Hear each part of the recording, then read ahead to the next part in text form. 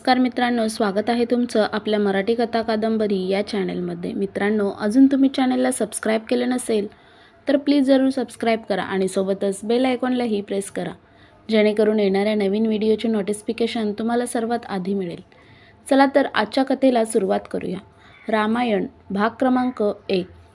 महाभारताप्रमाणेच रामायणाचेही माझे वाचन मर्यादितच आहे। विदर्भ मराठवाडा कंपनीने प्रकाशित केलेले रामायणाचे भाषांतराचे 5 खंड मला वाचावयास मिळाले। त्यात वाल्मिकी रामायणाची मूळ कथा विद्वान संपादकांनी अभ्यासपूर्वक भाषांतर करून छापलेली आहे। त्यांचे भाषांतर अचूक आहे व उत्तम आहे असे मी गृहीत धरलेले आहे। माझा संस्कृतचा अभ्यास नसल्यामुळे तसे करण्यावाचून पर्याय नाही। रामायणाची इतर अनेक भाषांतर व आवृत्त्या जगभर प्रसिद्ध झाल्या आहेत। रामकथेचे स्वरूप या ग्रंथातून देशोदेशी भाषा, काळ, लेखक, संस्कृती यानुरूप बदलत आले आहे। यांचा तौलनिक अभ्यास हे मला महाविद्वानांचे काम आहे, माझे नव्हे। तेव्हा त्या भानगडीत न पडता मूळ वाल्मिकी रामायणाचे समोर असलेले भाषांतर आपल्याला पुरेसे आहे असे मी ठरवलं। प्रत्यक्ष रामकथा आपल्याला सर्वसाधारणपणे परिचित असते। अनेक महाकाव्ये, नाटके, कादंबऱ्या तिने जन्म दिला आहे।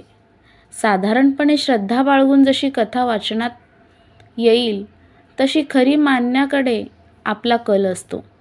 राम हा प्रत्यक्ष ईश्वराचा अवतार अशी दृढ श्रद्धा असली म्हणजे तर्क लावण्याची गरज राहत नाही।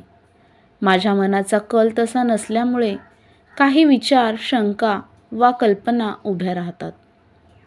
माझ्या महाभारतावरील लेखनाप्रमाणेच या रामायणावरील लेखनातही श्रद्धा आवश्यक, तेथे दूर ठेवून पूर्वग्रह न बाळगता वाचन करताना काही नवीन वा पूर्वसमजुतींपेक्षा वेगळ्या कथा वा घटना नजरेला आल्या याबद्दल मी लिहिणार आहे।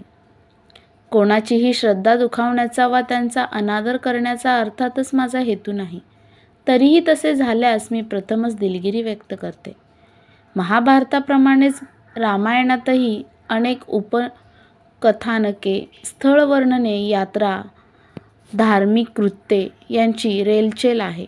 काही उपकथानके दोन्ही ग्रंथात समान आहेत, मात्र यांचे स्वरूप काही वेळा दोन्हीकडे एकच नाही हे लक्षात घेण्यासारखे आहे। बालकांड हे रामायणाचे पहिले कांड। त्याचे 77 सर्ग आहेत। त्यात राम व त्यांचे 3 बंधू त्यांच्या जन्मापासून त्यांच्या विवाहापर्यंत कथाभाग येतो। याबरोबरच रामाच्या कुळाची पूर्वपीठिका व इतर अनेक उपकथानके आहेत। यापुढील भागांमध्ये बालकांडांचा परामर्श घ्यावयाचा आहे। मित्रांनो, तुम्हाला ही कथा आवडल्यास व्हिडिओला लाईक करा, शेअर करा आणि चॅनलला सबस्क्राईब करा। भेटूया पुढच्या भागामध्ये। धन्यवाद।